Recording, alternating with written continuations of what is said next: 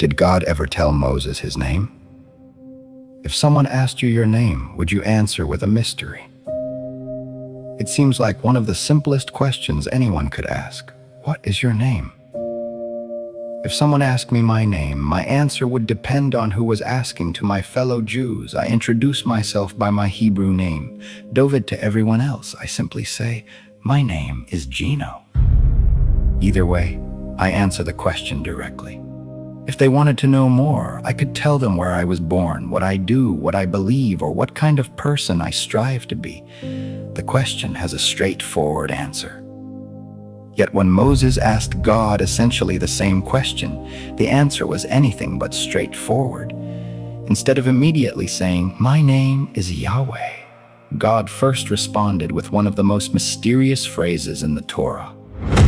Ehyeh, Asher, Ehyeh. Most English Bibles translate it as, I am that I am. Yet many Hebrew scholars understand the Hebrew more literally as, I will be what I will be. Think about that for a moment. If Moses simply wanted to know what to tell the Israelites, why didn't God answer directly? Why not simply say, my name is Yahweh? Instead, God first gives Moses a statement that has puzzled readers for thousands of years. Only afterward does he tell Moses, say to the Israelites that Yahweh has sent you. Why? Perhaps because Moses wasn't asking only for a name. Perhaps he was asking a question that no simple name could answer. Names identify, definitions limit, labels place something into a category. When we say tree, mountain, or human, we immediately understand the boundaries of what those things are. But what if God cannot be placed inside a category? What if the Creator cannot be defined like one of his own creations? Maybe that is why God's first answer is not a label. It is a declaration. Ehyeh, I will be. Notice something fascinating. The Hebrew word Ehyeh is in the first person, I will be. The divine name Yahweh appears to be related to the same Hebrew root, but expressed from the perspective of those speaking about God rather than God speaking about himself. In other words, God says, I will be. Humanity refers to him as he is or he will be. If that understanding is correct, then God actually gives Moses two different answers. The first reveals something about his nature. The second tells Israel how to refer to him. But perhaps there is another possibility. Maybe God did not begin with a name because, from his perspective, he never needed one. Human beings need names because we must distinguish one person from another. But if God is eternal, unique, without beginning, without end, and without equal, whom would he need to distinguish himself from? Perhaps Yahweh was never the beginning of his identity. Perhaps it was simply the name he gave humanity so that we would have a way to speak about him. That raises another question. Maybe Moses wasn't simply asking, what should we call you? Maybe he was really asking, who are you? Those are two completely different questions. Imagine someone asking you who you are.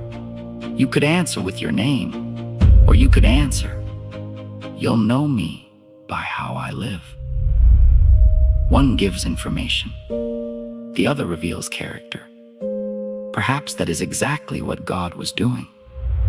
Before giving Israel the covenant name by which they would know him, he first revealed something about his nature, almost as if he were saying, you will know me by my actions and by my presence with you. I cannot be captured by a definition.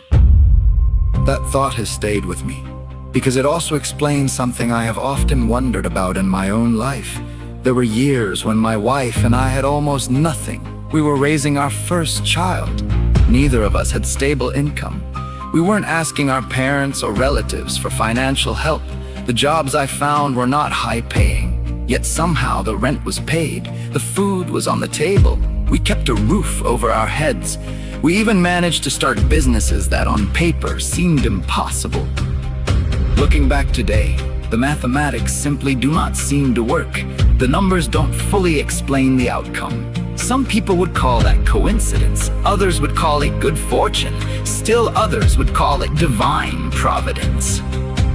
I honestly don't know, but I do know this. Sometimes life leaves us with questions that mathematics alone cannot answer. Perhaps that is why God's response to Moses continues to resonate across thousands of years. It refuses to reduce God to a definition. Instead, it invites us to recognize him through experience, not merely through a title, not merely through theology, but through his presence that doesn't prove anything. It doesn't settle every debate, and it certainly doesn't answer every theological question. But maybe it was never intended to. Perhaps God's first response to Moses was deliberately designed to prevent us from believing we could fully understand him simply by knowing his name. After all, knowing someone's name is not the same as knowing the person. So perhaps the question was never, what is God's name?